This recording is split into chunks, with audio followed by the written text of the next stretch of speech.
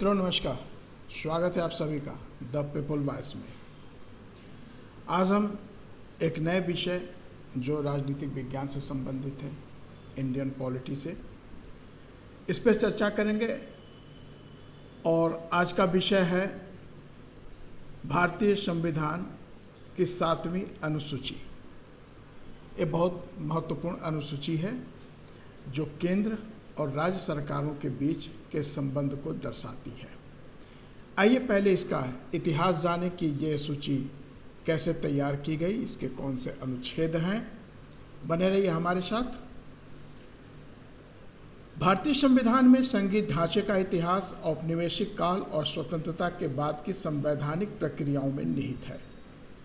भारत का संघीय ढांचा मुख्य रूप से 1935 के भारत सरकार अधिनियम इंडिया एक्ट 1935 से प्रेरित है, जिसने पहली बार केंद्र और प्रांतों के बीच शक्तियों का बंटवारा 3 सूचियों संघीय, प्रांतीय और समवर्ती इसके माध्यम से किया था।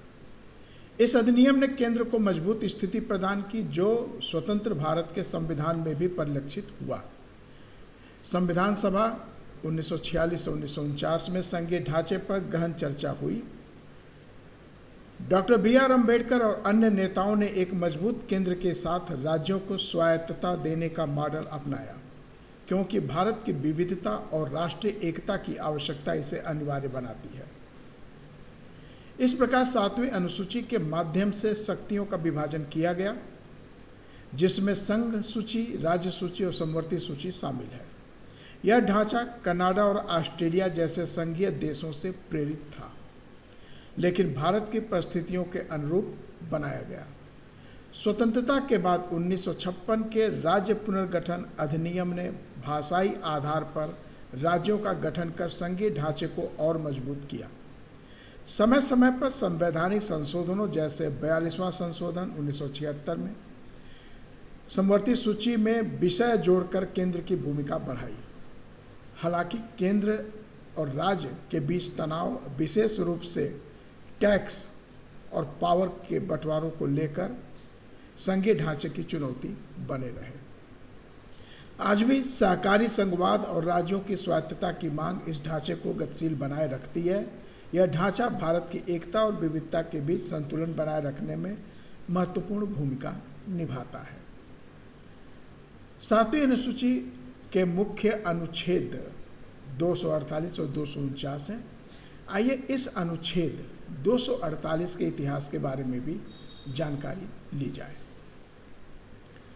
भारतीय संविधान का अनुच्छेद 248 केंद्र सरकार को अवशिष्ट शक्तियां रेजिडुअल पावर्स प्रदान करती हैं, जो भारत के संघीय ढांचे में केंद्र की प्रभुता को रेखांकित करता है। यह अनुच्छेद संविधान की 7वीं अनुसूची के तहत उन विषयों पर केंद्र को कानून बनाने का विशेष अधिकार देता है जो संघ सूची, राज्य सूची या समवर्ती सूची में स्पष्ट रूप से उल्लिखित नहीं है। इस प्रकार यह केंद्र को उन उभरते या नए विषयों पर विधायी शक्ति प्रदान करता है जो संविधान निर्माण के समय अनुसूचियों में शामिल नहीं किए गए थे। अनुच्छेद 248 के अनुसार क्या है, ये मैं पढ़ना चाहता हूं। संसद को उन विषयों के संबंध में कानून बनाने की विशेष शक्ति होगी जो इस संविधान की किसी भी सूची में शामिल नहीं है।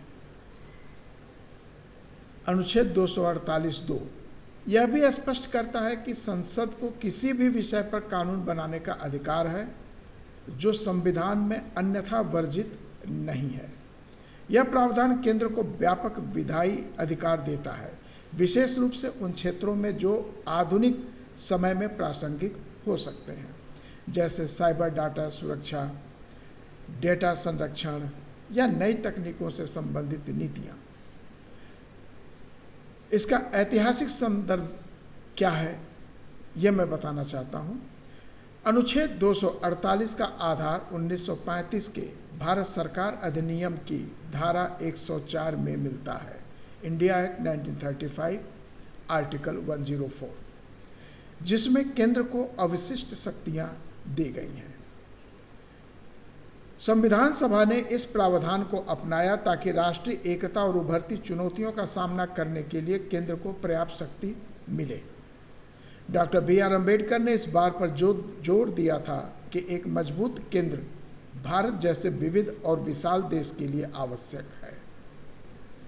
अनुच्छेद 248 का महत्व। संघीय प्रभुत्व। अनुच्छेद 248 केंद्र को उन विषयों पर कानून बनाने की शक्ति देता है जो किसी भी सूची में शामिल नहीं है।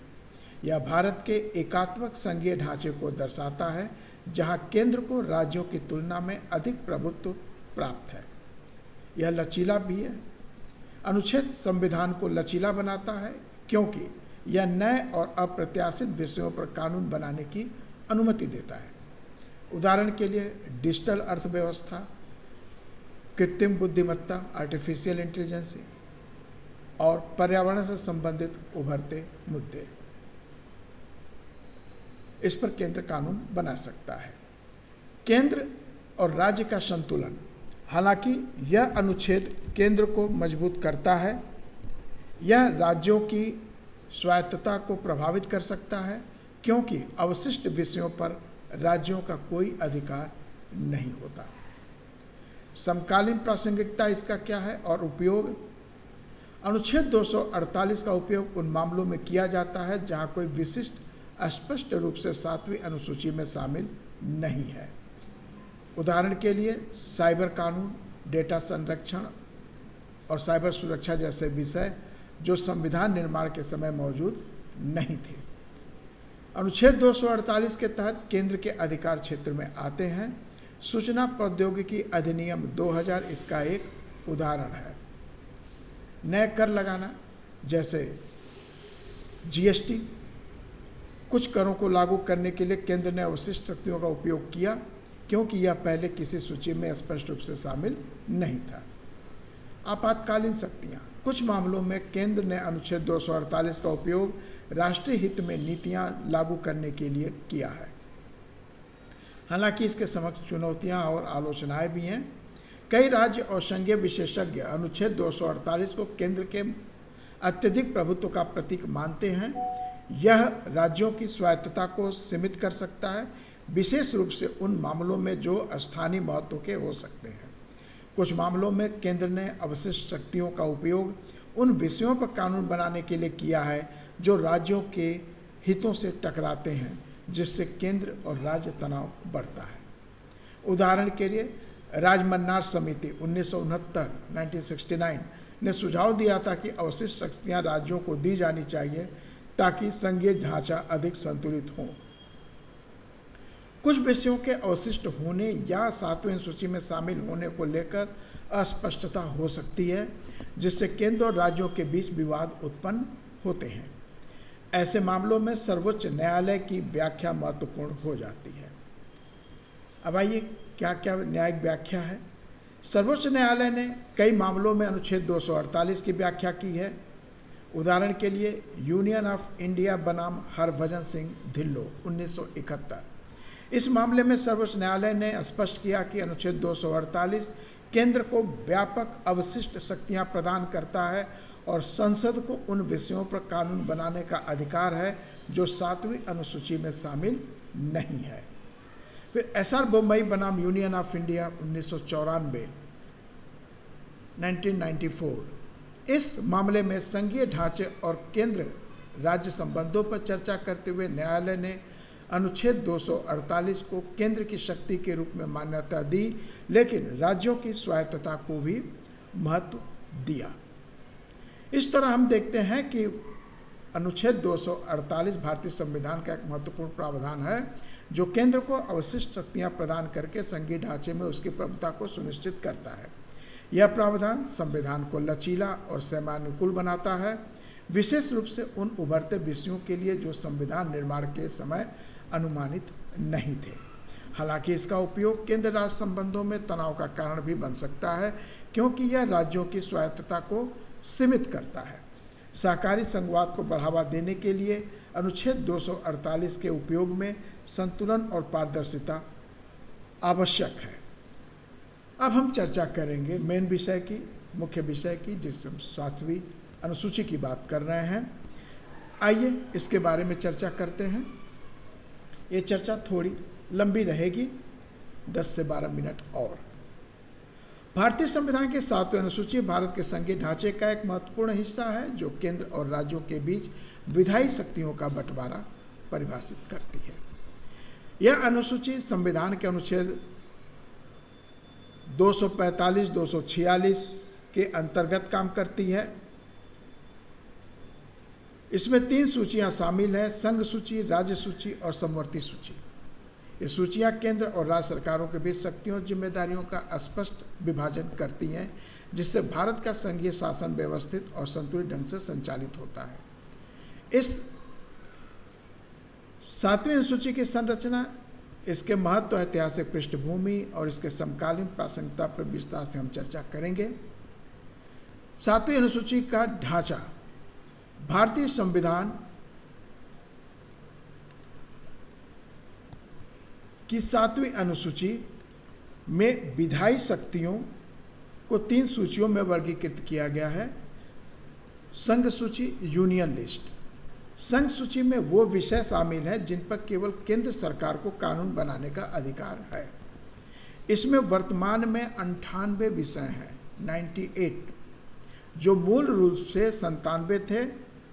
इस सूची में राष्ट्रीय महत्व के जो विषय शामिल हैं, उदाहरण के लिए कुछ को हमने लिया है: रक्षा यानी डिफेंस, विदेशी मामले फॉरेन अफेयर, युद्ध और शांति वार एंड पीस, रेलवे, वायुयान और समुद्री परिवहन, डाक और तार पोस्ट एंड टेलीग्राफ, मुद्रा और सिक्कों का निर्माण करेंसी एंड क्वाइनेस, परमाणु ऊर्जा एटॉमिक एनर्जी, केंद्रीय जांच ब्यूरो सीबीआई, पेटेंट, कॉपीराइट और व्यापार चिन्ह, पेटेंट, कॉपीराइट एंड ट्रेडमार्क्स, बाट और माप के मानक, वेट एंड मीजर्स। ये विषय राष्ट्रीय एकता, सुरक्षा और आर्थिक स्थिरता के लिए महत्वपूर्ण है, इसलिए इन्हें केंद्र सरकार के नियंत्रण में रखा गया है। राज्य सूची, स्टेट लिस्ट। राज्य सूची में वे विषय शामिल हैं जिन पर राज्यों को कानून बनाने का विशेष अधिकार प्राप्त है। इसमें वर्तमान में 59 विषय हैं, जो मूल रूप से 66 थे। कुछ प्रमुख विषय जो हैं: पुलिस और सार्वजनिक व्यवस्था, पुलिस एंड पब्लिक ऑर्डर, स्थानीय स्वशासन लोकल गवर्नमेंट, सार्वजनिक स्वास्थ्य और स्वच्छता public health and sanitation, agriculture, irrigation, भूमि और भूमि सुधार लैंड एंड रेल रिफॉर्म। राज्य के स्तर पर कर, टैक्स, स्टेट टैक्स, जैसे ट्रेड टैक्स आज कहा जाता है, पहले सेल टैक्स कहा जाता था, मनोरंजन कर, रिक्रिएशन टैक्स। ये विषय स्थानीय और क्षेत्रीय महत्व के हैं जो राज्यों की स्वायत्तता को सुनिश्चित करते हैं। समवर्ती सूची, कंकरेंट लिस्ट। समवर्ती सूची में वे विषय हैं जिन पर केंद्र और राज्य दोनों को कानून बनाने का अधिकार है। इसमें वर्तमान में 52 विषय हैं जो मूल रूप से 47 थे, यानी कुछ विषय ऊपर से नीचे लाए गए हैं। आपराधिक कानून और प्रक्रिया, criminal law and procedure. Civil procedure, civil प्रक्रिया, मैरिज एंड डाइवोर्स, विवाह और तलाक, एजुकेशन, शिक्षा, लेबर वेलफेयर, श्रम कल्याण, पर्यावरण संरक्षण, इन्वायरमेंटल प्रोटेक्शन, आर्थिक और सामाजिक नियोजन, इकोनॉमिक एंड सोशल प्लानिंग। ये कुछ हमने विषय आपके समक्ष रखे हैं। वैसे टोटल विषय 52 इसमें हैं, और राज्य के जो संघ की सूची है उसमें 98 हैं। उसमें से हमने कुछ ही आपको बताया है। राज्य सूची में 59 हैं। इनमें कुछ ही हमने आपके समक्ष रखा है। आइए अब आगे बढ़ते हैं। समवर्ती सूची में केंद्र और राज्य दोनों के कानून लागू हो सकते हैं, लेकिन यदि केंद्र और राज्य के कानूनों में टकराव होता है तो केंद्र का कानून प्राथमिकता लेता है। अनुच्छेद 254 में ये विधान किया हुआ है। ऐतिहासिक पृष्ठभूमि, 7वीं अनुसूची की ऐतिहासिक पृष्ठभूमि। पहले हमने बताया है कि 7वीं अनुसूची का आधार 1935 के भारत सरकार अधिनियम इंडिया एक्ट 1935 में निहित है, जिसमें पहली बार केंद्र और प्रांतों के बीच शक्तियों का बंटवारा 3 सूचियों के माध्यम से किया गया। संविधान निर्माताओं ने इस मॉडल को अपनाया, लेकिन इसे भारतीय परिस्थितियों के अनुरूप संशोधित किया। भारत जैसे विविधतापूर्ण विशाल देश में एक मजबूत केंद्रीय सत्ता की आवश्यकता थी, साथ ही राज्य को क्षेत्रीय स्वायत्तता भी प्रदान करनी थी। इस संतुलन को बनाए रखने के लिए 7वीं अनुसूची को डिजाइन किया गया। संविधान सभा के दौरान डॉक्टर बी.आर. अम्बेडकर और नेताओं ने इस बात पर जोर दिया कि राष्ट्रीय एकता और अखंडता के लिए केंद्र को कुछ क्षेत्रों में प्रभुत्व देना आवश्यक है। यही कारण है कि संघ सूची में राष्ट्रीय महत्व के विषय शामिल किए गए, जबकि राज्य सूची में स्थानीय और क्षेत्रीय जरूरतों को प्राथमिकता दी गई। समवर्ती सूची का उद्देश्य केंद्र और राज्यों के बीच सहयोग को बढ़ावा देना था। 7वीं अनुसूची के संशोधन।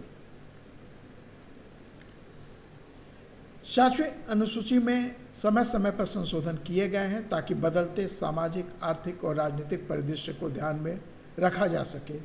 कुछ महत्वपूर्ण संशोधन जिसकी जानकारी आपको होनी चाहिए वो ये है 7वां संशोधन 1956। इस संशोधन के द्वारा कुछ प्रविष्टियों को हटाया गया, जैसे प्रविष्टि 33 को राज्य सूची से हटाया गया। 42वां संशोधन 1976। इस संशोधन ने समवर्ती सूची में कई नए विषय जोड़े, जैसे शिक्षा और वन, जो पहले राज्य सूची में थे। इससे केंद्र का प्रभाव समवर्ती सूची पर बढ़ा। अवशिष्ट शक्तियां, रेजिडुअल पावर, संविधान के अनुच्छेद 248 के तहत 248 के तहत उन विषयों पर कानून बनाने का अधिकार केंद्र को है जो किसी भी सूची में शामिल नहीं है। यह प्रावधान केंद्र को अतिरिक्त शक्ति प्रदान करता है। 7वीं अनुसूची का महत्व। 7वीं अनुसूची संघीय ढांचे का आधार है। यह भारत के संघीय ढांचे की रीढ़ है। यह केंद्र और राज्यों के बीच शक्तियों का स्पष्ट विभाजन करती है, जिससे शासन में व्यवस्था बनी रहती है। यह सुनिश्चित करता है कि राष्ट्रीय और स्थानीय दोनों स्तरों पर नीतियां प्रभावी ढंग से लागू हो सके। लचीलापन और संतुलन। समवर्ती सूची के माध्यम से केंद्र और राज्य दोनों का सहयोग करने का अवसर मिलता है। यह लचीलापन भारत जैसे विविध देश में विशेष रूप से महत्वपूर्ण है, जहां क्षेत्रीय और राष्ट्रीय हितों को संतुलित करना आवश्यक है। संघीय प्रभुत्व। 7वीं अनुसूची में केंद्र को प्राथमिकता दी गई है, विशेष रूप से समवर्ती सूची में टकराव की स्थिति में और अवशिष्ट शक्तियों के मामले में। यह भारत की एकात्मक संघीय प्रकृति को दर्शाता है, जहां राष्ट्रीय एकता को प्राथमिकता दी जाती है। संवैधानिक संशोधनों का आधार। 7वीं अनुसूची समय समय पर संशोधनों के माध्यम से आधुनिक आवश्यकताओं के अनुरूप ढलती रही है। उदाहरण के लिए शिक्षा और पर्यावरण जैसे विषयों को समवर्ती सूची में शामिल करना राष्ट्रीय नीतियों को समन्वित करने में सहायक रहा है। 7वीं अनुसूची आज भी भारत के शासन में महत्वपूर्ण भूमिका निभाती है, लेकिन इसे कई चुनौतियों का सामना भी करना पड़ता है। अभी आपने कुछ दिन पहले देखा है केंद्र और राज्य में तनाव उभरा। कई राज्य जैसे तमिलनाडु और पश्चिम बंगाल 7वीं अनुसूची के पुनर्गठन की मांग कर रहे हैं ताकि राज्यों को अधिक स्वायत्तता मिले। 1969 में तमिलनाडु सरकार ने पीवी राजमन्नार समिति की स्थापना की थी, जिसने राज्यों को अधिक शक्तियां देने की सिफारिश की थी। केंद्र का प्रभुत्व। अनुच्छेद 248 और 249 जैसे प्रावधान केंद्र को राज्य सूची के विषयों पर भी कानून बनाने की शक्ति देते हैं, जिसे कई राज्य केंद्रीकरण के रूप में देखते हैं। उदाहरण के लिए राष्ट्रीय हित में संसद राज्य सूची के विषयों पर कानून बना सकता है। अप्रचलित विषय जैसे राज्य सूची में शामिल कुछ टैक्सेस अब अप्रासंगिक हो चुके हैं, खासकर जीएसटी वस्तु और सेवा कर लागू होने के बाद इन विषयों को हटाने या पुनर्गठन की आवश्यकता है। नए विषयों की आवश्यकता। आधुनिक समय में डिजिटल तकनीक, साइबर सुरक्षा, जलवायु परिवर्तन जैसे नए विषय सामने आए हैं जिन्हें 7वीं अनुसूची में स्पष्ट रूप से शामिल करने की आवश्यकता है। इस प्रकार हम देखते हैं कि भारतीय संविधान की 7वीं अनुसूची भारत के संघीय ढांचे का एक महत्वपूर्ण आधार है जो केंद्र और राज्यों के बीच शक्तियों का संतुलन बनाए रखती है। यह न केवल शासन को व्यवस्थित करती है बल्कि भारत जैसे विविधता पूर्ण देश में राष्ट्रीय और क्षेत्रीय हितों को संतुलित करने में भी मदद करती है। हालांकि बदलते समय के साथ इसके पुनर्गठन और आधुनिकीकरण की आवश्यकता है ताकि यह समकालीन चुनौतियों का सामना कर सके। राज्यों की स्वायत्तता और केंद्र की प्रभुता के बीच संतुलन बनाए रखना एक जटिल कार्य है, लेकिन 7वीं अनुसूची इस संतुलन को बनाए रखने में महत्वपूर्ण भूमिका निभाती है। भविष्य में अधिक सहकारी संघवाद और आपसी सहमति के आधार पर इस अनुसूची को और प्रभावी बनाया जा सकता है ताकि भारत का शासन और भी समावेशी और प्रगतिशील हो सके। मित्रों, 7वीं अनुसूची विषय के अंतर्गत हमने अनुच्छेद 248 की चर्चा की, 248 के इतिहास की चर्चा की और 7वीं अनुसूची के ऐतिहासिक परिदृश्य की भी चर्चा की। आप हमारे साथ बने रहे, इसके लिए आप सभी का शुक्रिया। पुनः मिलते हैं किसी ऐसे ही विषय पर। जय भारत, जय।